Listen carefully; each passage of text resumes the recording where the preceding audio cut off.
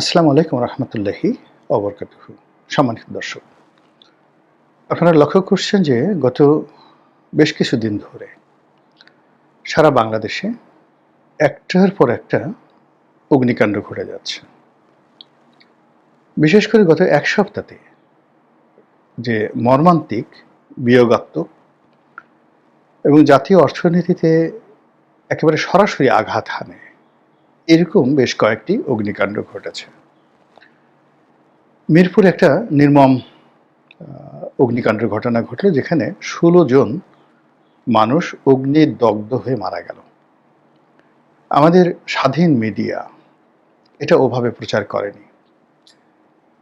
শেখ হাসিনার জমানাতে যেভাবে নিমতলী অগ্নিকাণ্ডে মারাত্মক বিপর্যয় ঘটেছিল এবং বহু মানুষ অগ্নিদগ্ধ হয়েছিল, সারা বাংলাদেশের মানুষ শোকে মাতম করেছিল এবং শেখ হাসিনা বাধ্য হয়ে ঘটনাস্থল পরিদর্শন করেছিলেন এবং যারা আহত হয়েছিলেন তাদের চিকিৎসার ব্যবস্থা এবং যারা নিহত হয়েছিলেন এরকম দুটো পরিবারকে তিনি সেই পরিবারের দুটো বিবাহোপযুক্ত কন্যাকে নিজের কন্যারূপে তিনি গ্রহণ করেছিলেন এবং যতদিন তিনি ক্ষমতায় ছিলেন ততদিন সেই নিমতলীর অগ্নিকাণ্ডে পুরো পরিবার নিহত হয়ে যাওয়া এতিম দুটো কন্যা সন্তানের বিয়ে শাদী লালন পালন থেকে শুরু করে পুরো জিনিসটির দায় দায়িত্ব শেখ হাসিনা পালন করেছেন। যেভাবে ওই যে পূর্ণিমা ধর্ষিত হয়েছিল সেই দায় দায়িত্ব তিনি পালন করেছেন। তো হলো কি, আসলে পেটে ভাত দেওয়ার নাম নাই কিল দেওয়ার গোসাই, একটা কথা আছে না? আপনি শাসন করা তারই সাজে সোহাগ করে, যে আপনাকে সোহাগ করতে হবে। তো সেই দিক থেকে মিরপুরে যখন এত বড় দুর্ঘটনা ঘটল, আমাদের কর্তা ব্যক্তিরা কেউ সেখানে গেলেন না। মিরপুর যখন জ্বলছে তখন তিনি রোমে বক্তৃতা দিয়ে বেড়াচ্ছেন। মিরপুরের জ্বলন্ত মানুষগুলো যখন হাসপাতালে একটার পর একটা মরে যাচ্ছে এবং সুস্থ মানুষ, আমার একজন রোগী হাসপাতালে অসুস্থ, তো আমি সেই ঢাকা মেডিকেলে আমার লোকজন যাচ্ছে, তারা বলল যে স্যার কি বিভৎস মৃত্যু, যে ওটা দেখে আমার ভয় লেগে গেছে। ঢাকা মেডিকেলে যে সমস্ত অগ্নিদগ্ধ মিরপুরের লোকজন আসছে, তো এটা যখন হচ্ছে তখন ঐক্যমত্য কমিশনের লোকজন বসে বসে তারা সেই রাষ্ট্রীয় অর্থে ভালো ভালো খাবার দাবার খাচ্ছেন, রাজনীতিবিদরা এবং রাষ্ট্র পরিচালকরা। সেখানে মিরপুরের এই অগ্নিদগ্ধ লোকদের নিয়ে আলাপ আলোচনা হয়েছে, দুঃখ প্রকাশ করা হয়েছে, শোক প্রকাশ করা হয়েছে, এরকম কোনো বিবৃতি আমার চোখে পড়ে নাই। যদি তারা দিয়ে থাকেন, প্রকাশিত হয়ে থাকে, আমি মাপ চাই। আর যদি না দিয়ে থাকেন, লানত তাদের প্রতি। ওই বৈঠকে যারা ছিলেন, ঐক্যমত্য কমিশনের বৈঠকে, এই মিরপুর ট্র্যাজেডির পরে, মিরপুর ট্র্যাজেডির পরেই চট্টগ্রাম, যেটা কেএপিজেড বলা হয়, কর্ণফুলী এক্সপোর্ট প্রসেসিং জোন, সেখানে একটা খুব বড়সড় কারখানাতে আগুন লাগলো। পুরো কারখানা এ টু জেড জ্বলে পুড়ে ছারখার, একেবারে কিচ্ছু নেই। তারপর ঢাকা বিমানবন্দরের কার্গো ইউনিটে আগুন লাগলো। আমি 1991 সন থেকে ব্যবসা বাণিজ্য করি এবং প্রথম দিন থেকেই আমার শিপিং ব্যবসা, ফ্রেট ফরওয়ার্ডিং ব্যবসা। কাজেই এই যে বিদেশ থেকে যে মালামালগুলো আসে, তো এই কার্গোতে এসে যে মালামালগুলো থাকে, এগুলো যারা পাঠায় এয়ারলাইন্স কোম্পানিগুলো, তাদের এজেন্ট হিসেবে আমি সেই 91 থেকে আজ পর্যন্ত কাজ করে যাচ্ছি। ফলে ওই যে কার্গো ভিলেজ গঠন এবং ওখানকার ম্যানেজমেন্ট, ওখানে কোন কোন মাল থাকে, এটা আমি যেভাবে হৃদয় থেকে বুঝতে পারি, এই কান্নাটা, ওখানকার অবস্থা, customs house, Dhaka customs house, তারপরে সিভিল এভিয়েশনের কর্মকাণ্ড এবং ওই কার্গো ভিলেজের এ টু জেড, বিশ্বাস করে, none of the YouTuber, none of the politician, none of the, যাকে বলা হয় ব্রুক্র্যাট, আমার মতো হৃদয় দিয়ে বুঝতে পারবেন না। 91 থেকে আমি ওখানে, আমার রুটি রুজি আছে। বিশ্বাস করেন যে সর্বনাশ ওখানে ঘটেছে। আগামী 10 বছরে সেই সর্বনাশগুলো কাটিয়ে ওঠা এই যারা সেক্টরে আছেন, ওখানে লোডার আছেন, মানে প্রায় 1000 খানিক শ্রমিক আছেন যারা নিয়মিত ওখানে কাজকর্ম করেন। ওখানে মালামাল পরিবহনের দায়িত্বে নিয়োজিত ট্রান্সপোর্ট এজেন্সিগুলো আছেন, তারা ওখানে ফ্রেট ফরওয়ার্ডার, এয়ারলাইন্সের এজেন্ট, তারপরে সিএনএফ এজেন্ট, সব মিলিয়ে ওই কার্গো ভিলেজে সরাসরি মিনিমাম 10 থেকে 15,000 লোক এর সাথে জড়িত।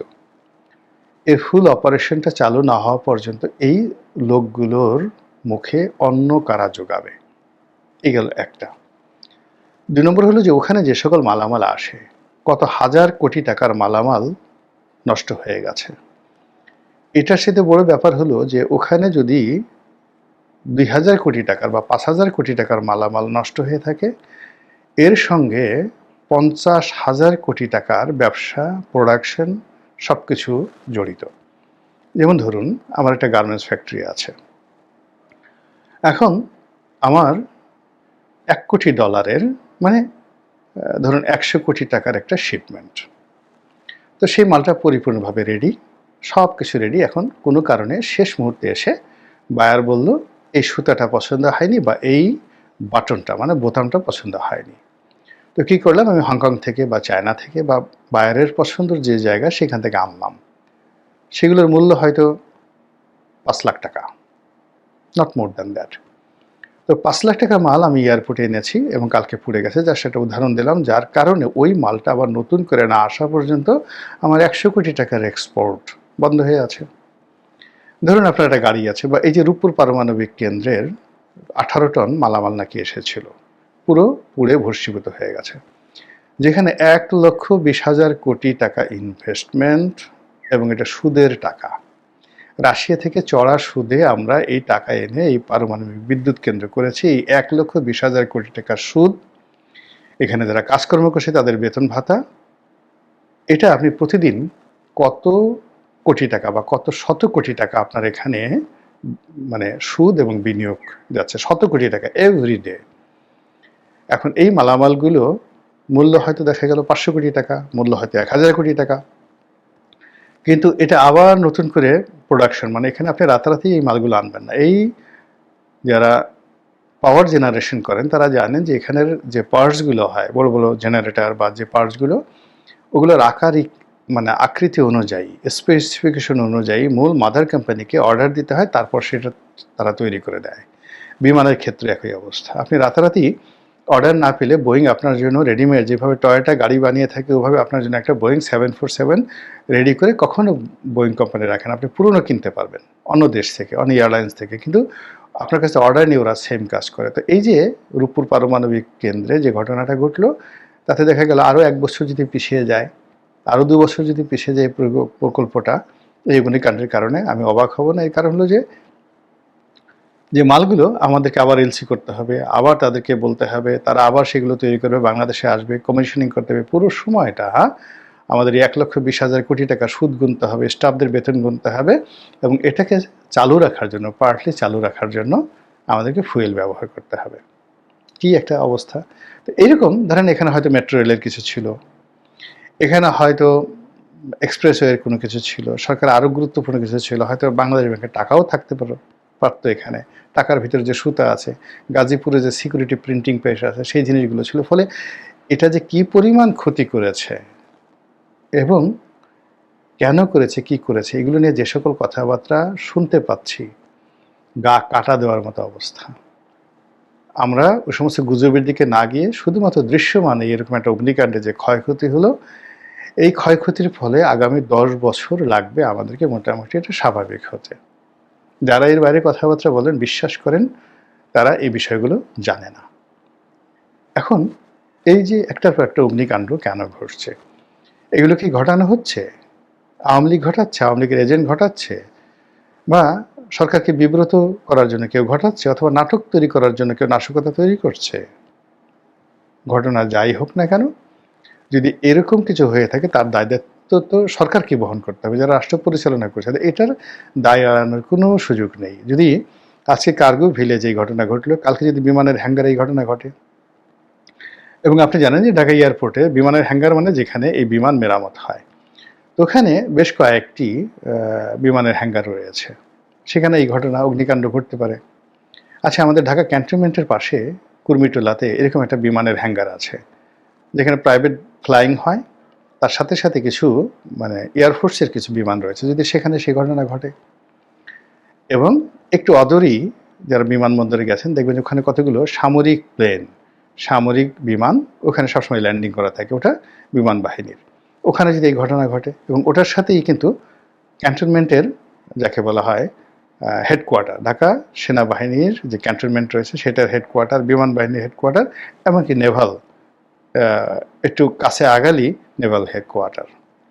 তো ওরকম একটা বিমানে যদি আগুন লাগে, সেই আগুনটা ক্যান্টনমেন্টে ছড়িয়ে যায়, সেখান থেকে যদি আরো বড় কিছু হয়, কি বলবেন বলেন আপনি?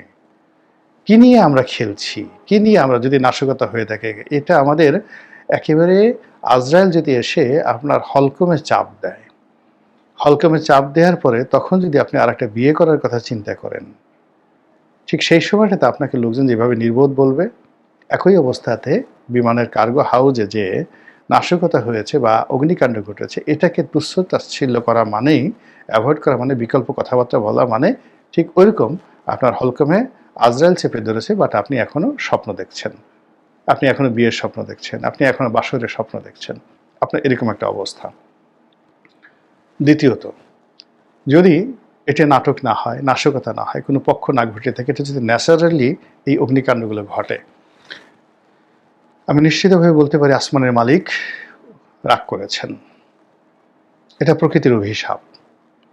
আমাদের জাতীয় জীবনে যে কটি বিপর্যয় ঘটেছে, সবগুলো বিপর্যয়ের আগে এরকম অগ্নিকাণ্ড, একটার পর একটা অগ্নিকাণ্ড ঘটিয়ে আল্লাহ রাব্বুল আলামিন আমাদেরকে সতর্ক করার চেষ্টা করেছেন। আফসোস আমরা সেই সতর্ক না হয়ে কেবলই অপরাধ করে গেছি। আদমজি জুট মিলে আগুন লাগলো পাকিস্তান জামানাতে, তখন যুক্তফ্রন্টের সরকার সতর্ক হলো না, খালি নিজেরা মারামারি করে। পার্লামেন্টের মধ্যে ডেপুটি স্পিকার শাহেদ আলীকে পিটিয়ে মেরে ফেলা হলো। আজ সেই এ প্রধানমন্ত্রী হয়, কাল এ প্রধানমন্ত্রী হয়, একটার পর একটা গণ্ডগোল। এর মধ্যে একেবারে প্রথমে পাটের গুদামে আগুন লাগে কন্টিনিউয়াসলি, নারায়ণগঞ্জের পাটের গুদামে আগুন লাগে, বিভিন্ন শিল্প কলকারখানায় আগুন লাগে। এরপর সর্বশেষ সবচেয়ে মারাত্মক যে আগুনটা লাগলো, সে আগুনটা লাগলো আদমজি জুট মিলে। এই আদমজি জুট মিলে লাগার পরে শুরু হলো শ্রমিক দাঙ্গা, এবং এটার প্রেক্ষিতে আইয়ুব খান সরকার ক্ষমতায় আসলেন। পড়ে দেখেন ইতিহাসে, ওই এমআর আক্তার মুকুল আছেন, বিখ্যাত সাংবাদিক, মুজিবের রক্তলাল, সেই বইতে কত চমৎকারভাবে তিনি এই ঘটনাগুলো বর্ণনা করেছেন। এরশাদের পতনের আগেও এরকম প্রাকৃতিক কিছু আগুন লেগেছিল।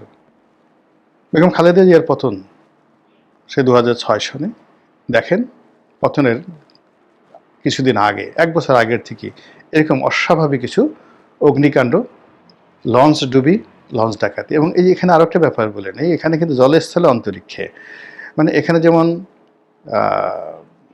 ফ্যাক্টরি পড়ছে, একই সঙ্গে কিন্তু সদরঘাটের লঞ্চ পড়ছে। আবার একই সঙ্গে চিনির, ওই মেঘনা গ্রুপের একটা চিনির কারখানার, সেখানেও আগুন লেগেছে।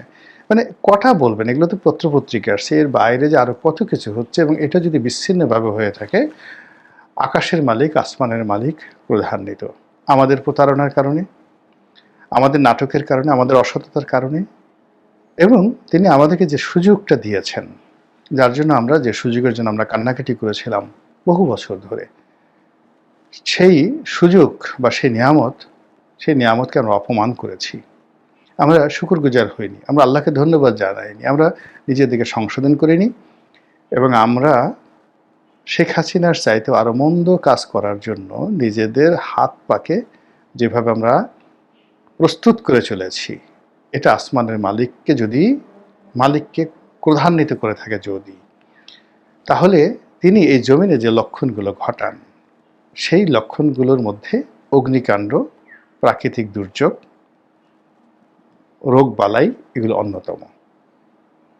এমনকি সামাজিক মারামারি, কাটাকাটি, হানাহানি অন্যতম। তো এই আগুনের যে ঘটনাটি, এই ঘটনাটি থেকে যদি আমরা শিক্ষা গ্রহণ করি, বা এই আগুনের ঘটনা থেকে যদি আমরা প্রস্তুতি গ্রহণ করি, তাহলেই আমাদের কল্যাণ। আদারওয়াইজ যে সর্বনাশের পথে আমরা ধেয়ে চলেছি, এই সর্বনাশ যে শেষ পর্যন্ত আপনাকে আমাকে কোথায় নিয়ে যায়, আমরা এখন পর্যন্ত তা কল্পনাও করতে পারছি না। যেভাবে আগস্ট মাসের 5 তারিখ সকাল 11:30 পর্যন্ত, 12টা পর্যন্ত গণভবনের কেউ কল্পনা করতে পারেননি।